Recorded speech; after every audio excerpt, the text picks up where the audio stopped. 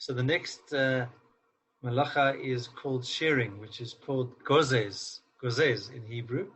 This is for Refuah Shleima for Shifra Simcha Badieta and Yehoshua. Yeshua ben Sarah. Yeshua ben Sarah and other cholim of Klal Yisrael. Amen. For a speedy Refuah Shleima. Okay, shearing, gozes. Actually, quick. We'll just do this. It'll take a minute. There are 4 prohibitions. So shearing, as we know, like shearing a sheep, it's cutting hair. That's what it actually basically is. So 4 prohibitions: shearing wool from a sheep, cutting hair of humans or animals, whether alive or dead, cutting or biting nails, or biting or peeling off skin. Those are the 4 prohibitions, the 4 things which are classified as shearing. One may not comb hair, since by doing so, some hair will be pulled out. One may gently use a soft hairbrush, and parting of the hair may be done with the fingers. The prohibition of hair removal includes all parts of the body, such as eyebrows, eyelashes, and facial hair. Care should be taken not to pluck hair from the chicken skin, even if it is cooked. Okay, so that's it. Just don't do it. That's it. I don't know that. And so that's what shearing. So, yeah. I think it's probably self-explanatory. We wouldn't do it anyway because, it's basically cutting or pulling and tearing. That's what it basically is. Sure. Now, we're going to discuss a discussion regarding kofir, okay? Separate discussion. And we're on 40A3. So Rava spoke words of praise of Rav Nachman regarding Rav Acha bar Yaakov, saying that Rav Acha bar Yaakov was a great person. Rav Nachman, when he comes to this, Art, can I put you on mute? Sorry, mate. Okay, I'm mute now. Sorry. Thanks, man. So, look, there were 2 rabbis. The story starts like this. There were 2 great rabbis. So basically, Rava spoke of praise of Rav Nachman regarding Rav Acha bar Yaakov. So what he said is that he said, listen, Rav Acha bar Yaakov is a great person. And Rav Nachman said, great, I'd like to meet the great man. When he comes to you, bring him to me. Let us have a chat. So he did. And Rav Nachman said to Rav Acha bar Yaakov, listen, ask me something. Pose a question of Torah to me. So he said to him the following. If an ox belonging to 2 partners killed a person, how shall the partners pay kofir? Shall this one pay a full kofir payment and that one pay a full kofir payment? He said, well, because there's a problem with that. The merciful one spoke of 1 payment for kofir, not 2 payments for kofir. Or shall this one pay half a kofir payment and that one pay half a kofir payment? But the merciful one spoke of a full kofir payment, not a half kofir payment. What then is the correct kofir payment for partners? So basically, there's a problem. If you want to make a complete payment, you can't each pay half because it has to be 1 complete payment. Half payments don't exonerate a person.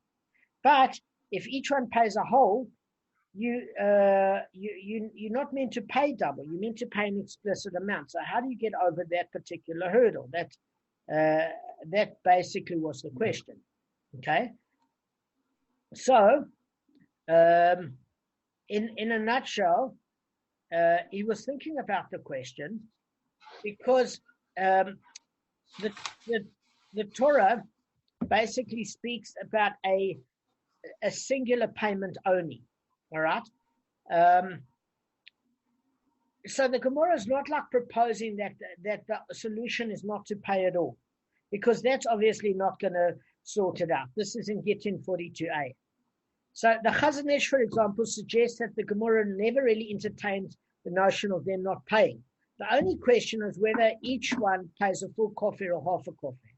In other words, do we disregard the Torah stipulation of only a single kofir and allow them to each pay a full payment, or do we disregard its stipulation of 1 complete kofir, allowing each to pay a half payment? So either way, you're not adhering to a stipulation. What's the solution?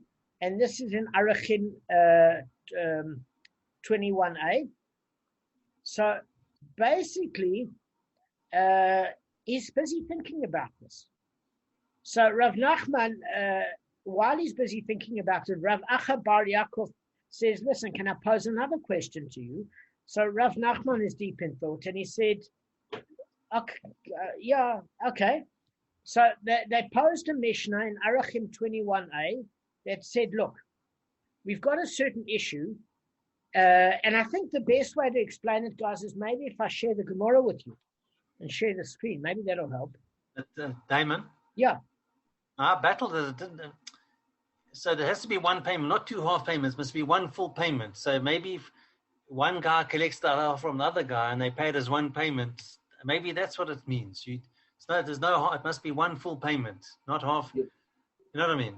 Yeah, maybe that's what the problem is the stipulation. You're going to break the stipulation in one regard. It has to be, there's a word, a shalom. There's a complete payment. Complete. Yeah. So which means if you each paying half, it's not complete coming from one person. That's your first problem. And the other one is it sets a certain amount. So if each one is bringing a complete payment, then you're actually contradicting the other stipulation, which means a full payment. Because if you're paying double, you're paying more than the full payment. Okay. So, for example, how do I put it? The Torah speaks of a single coffee payment atoning for a single sin. So, for example, the sin of allowing one's ox to kill a human being. It doesn't say that a coffee payment can atone for half a sin for one's partner's portion for the killing. So, if two people own the ox, it's gonna be a problem. So, it's characteristic of atonement penalties that they're not geared for half sins.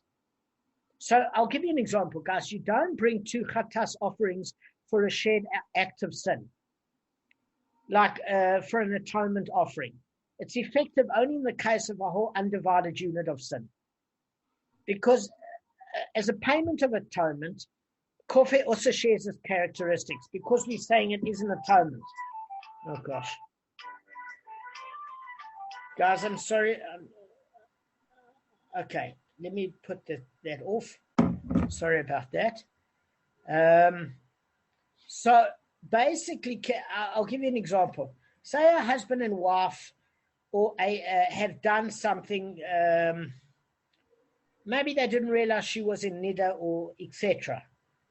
Issues like that. We haven't dealt with this. But I mean, what happens if they both sinned inadvertently and they bring a chatas offering? They can't, you're dealing with the same problem here. They both committed the sin, not just him and not just her. So in that particular act of the union, they thought she was clean, etc., tahor.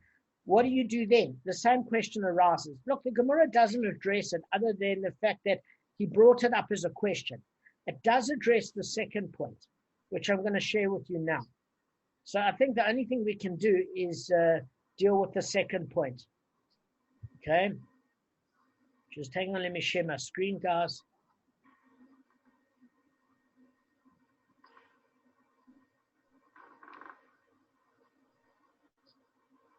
All right, Gavin, do you want to read? Sure. Okay, Mishnah. With regard to those obligated to pay valuations, the court repossesses their property to pay the debt to the temple treasury. With regard to those obligated to bring sin offerings and guilt offerings, the court does not repossess the property, since one is obligated to bring them for atonement. He would not delay bringing them. But with regard to those obligated to bring burnt offerings and peace offerings, the court repossesses their property, since these offerings are not obligatory for atonement. One might delay bringing them. Excellent. Can I ask you a favor? There's something a little wrong with your mic. It sounds a little spotty. Would you mind if Kevin rereads it? Would you mind? Sorry, Gav. No, sure. I don't know why it's like that. Okay. So read it. Okay. Please. With regard to those obligated to pay valuations, the court repossesses their property to pay their debt to the temple treasury. With regard to those obligated to bring sin offerings and guilt offerings, the court doesn't repossess their property, since one is obligated to bring them for atonement. Since one is obligated to bring them for atonement, he would not delay bringing them. With regard to those obligated to bring burnt offerings and peace offerings, the court repossesses their property. Since these offerings are not obligatory for atonement, one might delay bringing them. Excellent. All right. So listen, I'm gonna just bring this in simple, straight forward English. Okay. So Rav Nachman was thinking about that first question with regards to 2 full payments or 2 half payments. He was still thinking about it. So Rav Acha Bar Yaakov pelted him with another question. And he said, look, in this particular Mishnah, Arachim 21a, this is what it discusses. In other words, the temple treasury, guys, it exacts security from those obligated in Erech vows. So what actually is an Erech vow? An Erech vow is basically a declaration by which a person vows to donate his value. Erech means value. Or the erech of some other person to the temple treasury. Okay, one's value, one's erech is not tied to one's real or market value, because the Torah actually prescribes a fixed erech for every category of person according to the age and gender.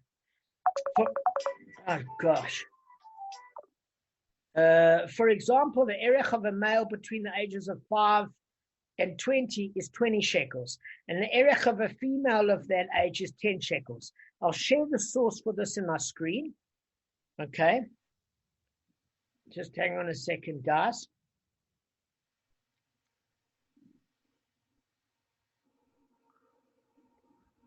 So how would you translate the word erech? Because there's a word but erech in Hebrew, which means approximately. So it's not, it's a different word. Okay, but the problem is modern Hebrew is actually, it always does this. It kind of bastardizes classic Torah Hebrew.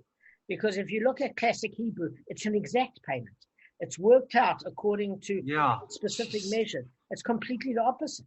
Completely the opposite. Because ba'erech means approximately. That's what I was trying to figure out. Because you just gave an exact amount. Exact. I'll share it with you. Look at Leviticus chapter 27, verse 1 to 8, right? So look here. The Lord spoke to Moshe, saying, speak to the Israelite people and say to them, when anyone explicitly vows to the Lord the equivalent for a human being, the following scale should apply. If it's male from 20 to 16 years of age, the equivalent is 50 shekels of silver by sanctuary weight. If it's female, 30 shekels. Age 5 to 20 years, the equivalent is 20 shekels for a male and 10 shekels for a female. Can you see it's exact? Yeah. It's exact. It doesn't mean approximately. The actual Hebrew is completely opposite. Now, am I sharing my screen with you guys? There you are. Yes. Now, look at the Mishnah. Everyone takes a vow of valuation and is thereby obligated to donate to the temple treasury the value fixed by the Torah. I just read that verse in Leviticus. From the age and sex of the person evaluated. It's very specific. And similarly, everyone is evaluated, and therefore that one who vowed to donate his fixed value is obligated to pay. Likewise, everyone vows to donate to the temple treasury the assessment of a person based on his market value to be sold as a slave. Remember, Gavin, we discussed this yesterday for Kofer. You remember you asked, what is it determined on if it's the victim or the owner of the ox? And they said it's their value as a slave. That's why we're talking about these sort of payments now, because it's that value of Kofer is an atonement. So whether it's a standard tax to the temple or whatever, it's not the normal market value. It's what their value is on the slave market. And you're obligated to pay, and everyone is the object of a vow. If others vow to donate his assessment, this includes priests, Levites, Israelite women, and Canaanite slaves. Okay. Now, I'm going to stop sharing my screen. All right. So does that make sense, Gav, what I'm saying? Yeah. So look, we're dealing with a very simple issue here, and I'm going to share the original Mishnah on the screen. So you can never actually increase your slave value. I mean, if you go get it actually from bits, you're not all of a sudden going to increase your slave value. No, and the thing of it, it's bad if you're the victim and great if you pay. Yes. Listen, the problem is if your ox hits a neurosurgeon, you're going to sell your house if it doesn't work like this. Unless it's based on you, and if you don't even, you barely have a matric, then you're fine. Yeah. I'm not speaking about you. I'm just saying generally. It's It team felt specific. very personal, Gavin. John, listen, you barely have a matric, but you got like about 20 MBAs, and you've got and you're a tzaddik and a Kabbalist, and I don't know whatever names he gives you. Carry on, Kevin gives you. Carry on. All right, so listen on Arachim 21:8. This is what it discusses. It's talking about here about collateral to get people to pay. Okay, so what it's saying is as follows.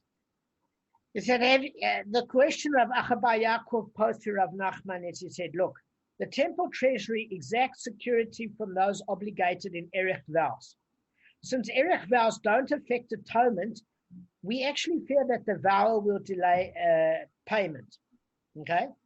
And because we worry that he'll delay payment, in that basis, we basically take a security deposit from him. Because they're nothing more than monetary obligations, like a tax. There's no element of atonement to them at all, Gavin. So we actually nervous that the vower will delay paying. So therefore, the temple treasurer is authorized to guarantee payment by seizing some of the vower's property as security. That's what Rashi says. This is not a democracy, guys. Okay. Kevin, can you call back to me what I've just said in concept before I go on? Your last point is there's certain obligations, or the amounts that people are obligated to pay based on their age, and there's no discussion, there's no negotiation. Yeah, but why would you take security? Why would the templates like SARS? Why would they have to attach assets to make sure you're going to pay for an Erech vow? Because some people are human; they don't. They make a promise and they don't pay. So that's just to. Okay, so interestingly enough, before you think the temple treasury is harsh, let me just share one thing with you. I've spoken. That happened with a couple of well-known shuls. We're not going to discuss which shuls, where people on Simchat Torah get very drunk and they promise a lot of money. And even though you can pay on debit order every month, what actually happens is they barely collect what's promised. They want to look like a big macha in front of the shul, getting Pasha Bereshit and this and that, but they don't pay. Or they pay very little, they start, etc. This is people. So before you think the temple treasurer is harsh, it's not harsh. It's basically a tax like SARS where everybody pays their keep. Now, the only time they can assure that people pay is if there's a spiritual value to it of a deeper level. Not that there isn't a spiritual reward, but if there's something that you're going to affect your lama by, because there's atonement within that particular payment, and anybody with brains knows there's a next world, they're going to make that payment real quick because nobody knows how long they're going to last in this world. So that gets them to pay rather quickly. Okay. I mean, nobody for a kapora for a chicken or the money just before Erev Yom Kippur is going to say, don't worry, I'll pay you in the next few months.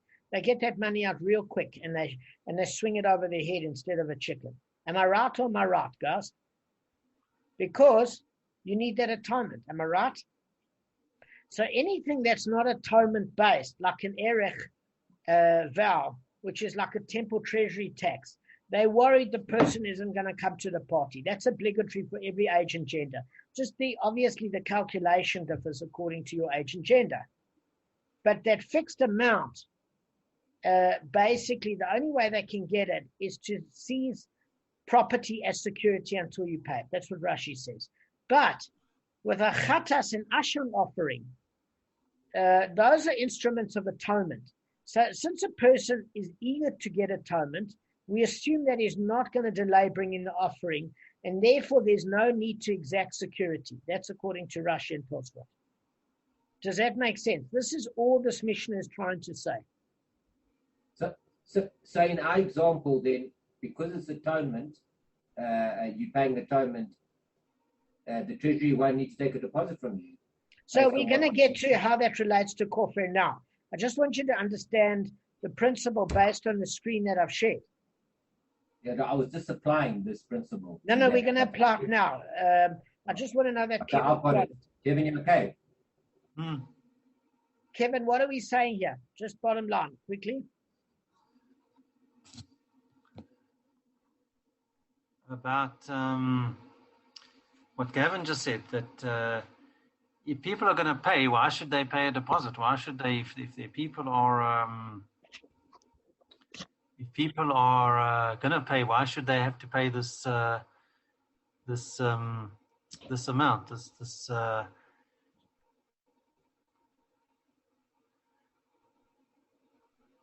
Okay. Is that what you said? No. All right. Let me just say it in. Sorry, Gav, we've just jumped the gun a section here. That's fine. Apologies. So this is what we're saying, Kevin. If you look at the mission on the screen, there's only two different sorts of payments that you've got. There's a person is evaluated based on his sex and his age, and there's a fixed amount. And Erech Val isn't approximately like modern Hebrew. It means a fixed amount. And it's a tax that you pay to the temple treasury. So Rashi is explaining this mission and saying, look, they're not sure if people are going to pay this tax because they can delay for months or a year or whatever. So that the temple treasury actually seizes their assets until they pay. But if you're dealing with a chatas or asham offering, because there's an atonement aspect to it, there's no need to seize their property as collateral, because people don't delay when it comes to their particular spiritual well-being for getting atonement. They're not going. It's not like you're paying SARS, where they're going to delay. It's not a grudge payment. It has a spiritual effect on your next world. So, for example, if you've done something very wrong and you're prepared to sacrifice in order to rectify the damage, in that case, you're going to rush to do it. And the example I used is nobody, Erev Yom Kippur, when you donate a certain amount of money, instead of swinging a chicken around your head, is going to say, nah, I'm good on Yom Kippur. I don't need to put that money to tzedakah. It's fine. I'm aces in the next world. Nobody would dare do something like that. Am I right, guys? So therefore, there's no need to take security. Those are the two different sorts of temple treasury taxes that you have. One that has an atonement value and one that does not. And therefore, there's no security needed for atonement-based contributions to the temple treasury. Only to ones that are purely more, valuation or tax-based, which has got not the same level of spiritual ramification. That's all we're saying, Kevin. Okay? Now, you got it. Then we can go on. Kev, you got it? Yeah. Okay, good. So, fine. So now what we're saying is, all right, so basically he wants to know the following from Rav Nachman. He's saying, look, what happens with regards to the kofar payment? Are the victim's heirs permitted to exact security from the owner of the animal? Because on the one hand, since kofar is an atonement, it's like chatas and asham. In other words, it's taken seriously by the owner of the ox. He wants to pay it. He doesn't want to be responsible in the next world for the same level of his property murdering somebody, because that ox was muad, and therefore he's spiritually culpable in the next world. He wants to get this obligation off his back. So he's saying, is kofar like an atonement, like the chatas and asham, where it's taken seriously by the owner, so that they don't need to exact security from him, and are accordingly forbidden to do so. So the family of the bereaved, do they get the court to exact security from him until he pays the family? Or there's no need because there's the atonement part side of it? Or he said maybe it's like, because you give the payment to your fellow Jew and not the Most High, meaning it's not an atonement payment to Hashem himself, it feels like a monetary obligation, and then it's not taken seriously by the owner of the attacking ox, because you're paying a fellow Jew. You're not dedicating that to Hashem himself. So is it not taken seriously? And therefore, they must take security from him to make sure it gets paid. In other words, the court takes other assets of him until he pays that kofir payment to the family. Or we say maybe because he didn't sin himself, it wasn't like, some issue of nida that he didn't realize, but it was on his property that caused damage by killing a person. Maybe the matter is not taken as seriously by him, and therefore we must act and exact security from him. So saying, look, what is the law here? Do we take security or not take security from him? So Rav Nachman responds, he said to Rav Acha bar Yaakov, leave me alone. I'm already silenced by your first question. And he wasn't saying it to be rude. He was so impressed by his first question, he was trying to mull it over. He said, listen, I'll get to it. Just give me some time to contemplate it. It was a praise. It wasn't an insult. In other words, because if he could answer it right off the bat, then it would be an easy question. Then it's not indication of this rabbi's greatness, Rav Acha bar Yaakov's greatness. The fact that the question made Rav Nachman think, because he didn't want to address the second question, meant that it was a question of some substance, a lot of substance. Does that make sense, guys? Yeah. All right. Listen, I can see everybody's exhausted today for some reason. They're not happy. We're going to call it a day. I'm hoping tomorrow we can do a proper hour and actually get into the meat of it, because this is quite simple stuff. We're getting into stuff that's a little more complicated, but it's still pretty straightforward. So can you just go over the last point for another minute, a couple of minutes? Sorry, Ben. Just I took a turbovite. I put water in my face, and I thought I just dozed off for about 30 seconds, as Gavin saw. No problem. They should bottle me. I could get 10 Rand a tablet for each word. So all I'm saying is, Kevin, in a nutshell, what I'm saying is Rav Acha bar Yaakov post Rav Nachman 2 questions. Okay, this is the bottom line in a few minutes. Okay, the first question he says is, look, how do we pay if there are 2 partners that own an ox? Yeah. Do we pay where each partner pays a full payment to make sure that they covered for the complete kapora for them? In other words, does each one pay a full kofir? Or do we alternatively make sure they each pay half a kofir? Because if they're paying double, they're not fulfilling the stipulation that you need to make a full payment. They're paying double to full. And if they're paying 2 half payments, they're not doing a complete payment, because we learn, like when we're looking at the rules of Nida, what happens if a husband and wife want to bring a chatas offering? It's the same question that arises.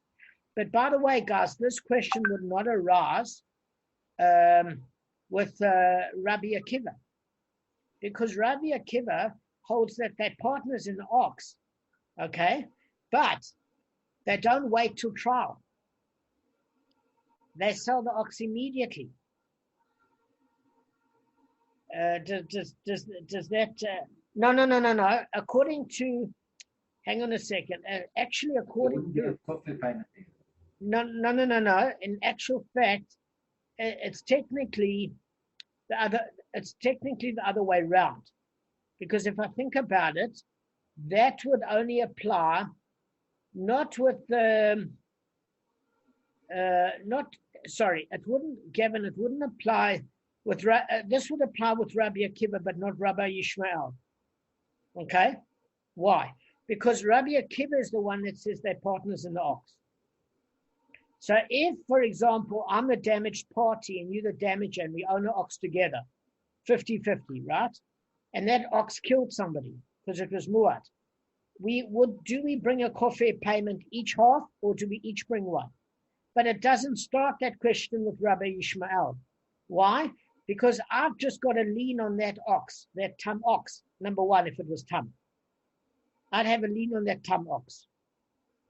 It doesn't mean that I partake as a partner. You still owe me the money. Does that make sense, Gavin? This question is only with Rabbi Akiva. It's not with Rabbi Talfon. And also, by the way, as far as Rabbi Akiva is concerned, only Rabbi Tarfon would, sorry, not Rabbi Yishmael, only Rabbi Tarfon, Kev, you're falling asleep again. What I'm saying is only Rabbi Tarfon says there's half payment damages for kofir. So in other words, if the ox was tam and Gavin and I were partners in the ox, and we have to pay half kofir, do we each pay quarter kofir, or do I pay half and Gavin pays half? So that's what Rabbi Akiva. If you're holding like Rabbi Tarfon, but if you're holding like the sages where there's no kofir payment unless the animal was muad, it's difficult to see how this would apply with partners of the ox, because the minute Gavin's ox was muad and it damaged me, at the end of the day, Gavin would owe me from choice property as the damaged party. But if Gavin and I were partners while his ox was tam, and our ox together was partners, we both got an obligation to look after the ox. Therefore, if it's tam when I got damaged, and now Gavin and I are partners with the ox, and then it became muad and damaged somebody else, we still would be party to pay each of it for the actual damage as well as kofir, Gavin. It doesn't agree with Rabbi Yishmael because I've only got a lien on Gavin's ox for damage caused, which means I'm not a partner. I'm a creditor, which means Gavin would be responsible in full for the kofir payment.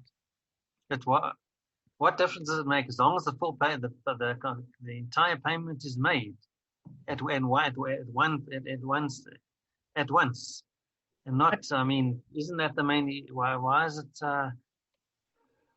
Is this Gemara concerned, or rather the rabbis concerned that only one of the partners will pay half and the other will promise and won't do it, like we said earlier, and then there's a shortfall of half the payment. Well, there's make the full payment. The problem. The problem is that say Gavin and I are partners, and we spiritually both have an obligation to look after the animal. It doesn't matter if it's in Gavin's domain or mine. We both partner. Yeah. And the ox that we have kills, let's not use Gavin and I's. Let's use a case of Shimon and Ruvain. I don't want to make it too personal. Then the thing of it is the rabbis are concerned that one of them will not have proper atonement because they're both equally responsible for the debt. We're talking here about the atonement level, not necessarily the payment. The person will get paid in full. So there we're not worried because both the partners will share the costs of what they owe as partners. But what we're worried about is who gets the spiritual atonement. How do we make it right? But according to Rabbi Yishmael, Shimon and Ruvain are not partners, even if Shimon's ox damages Ruvain, and then afterwards that ox from Shimon damages and kills another Jew. Ruvain isn't responsible because he's just a creditor that has a lien on that ox for payment. That's all he is, Gavin. So this argument only occurs with Rabbi Akiva. If you're holding like Rabbi Talfon for the tam portion, or if it's muad, according to Rabbi Akiva, there's still that issue with the kofir. But Kevin, in a nutshell, the second part of the question is, do we exact security from somebody to make sure they pay the kofir? Because if you see it like an obligation that you have to pay another Jew, or the fact that you don't take it as seriously because your property did the killing and not a person themselves, then we have to exact security from them because on those two logical reasons. But if it's seen more as an atonement, even though you're paying your fellow Jew, then we don't have to exact security because somebody will take it seriously. That was his question. That was it in a nutshell. Yeah, because they're going to pay. They're silly not to. It's for their own good.